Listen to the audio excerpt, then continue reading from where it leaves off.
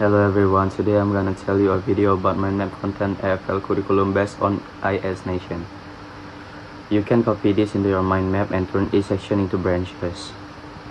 The first one is main component of the AFL curriculum, environment analysis, understanding teaching and learning context, students background, motivation, proficiency, teachers' experience and resources, facilities, time and cultural factors, need analysis, identifying what learners need to learn, target language use, learner strengths and weaknesses, learning goals and priorities, principles, core teaching and learning principles used to guide curriculum design, balance of meaning, focus input and output, deliberate learning of language features, fluency development, repetition and review, level appropriate materials, goals, content and sequencing, setting clear learning goals, selecting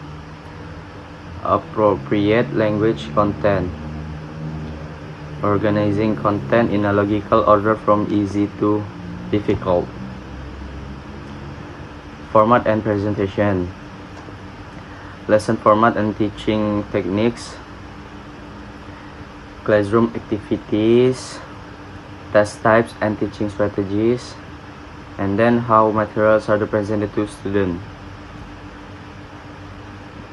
monitoring and assessment, checking students' progress, assessing performance through tests, quizzes, observation, collecting information about learning outcomes,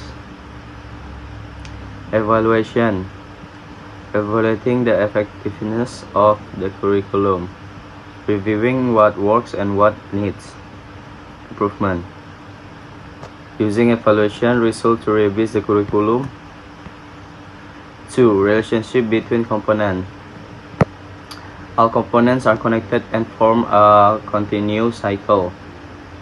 Environment analysis, needs analysis, goals and content, format and presentation, and then monitoring and assessment, and then evaluation, and back to environment analysis. This cycle ensures that the curriculum is always relevant, updated, and effective.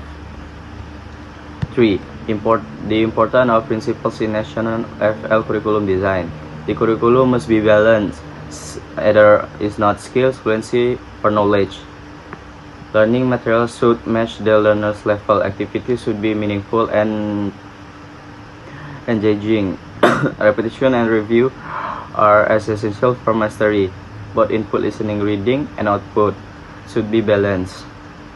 Continuous evaluation is necessary to improve the curriculum. Okay, that's all from me. Thank you. Wassalamualaikum warahmatullahi wabarakatuh.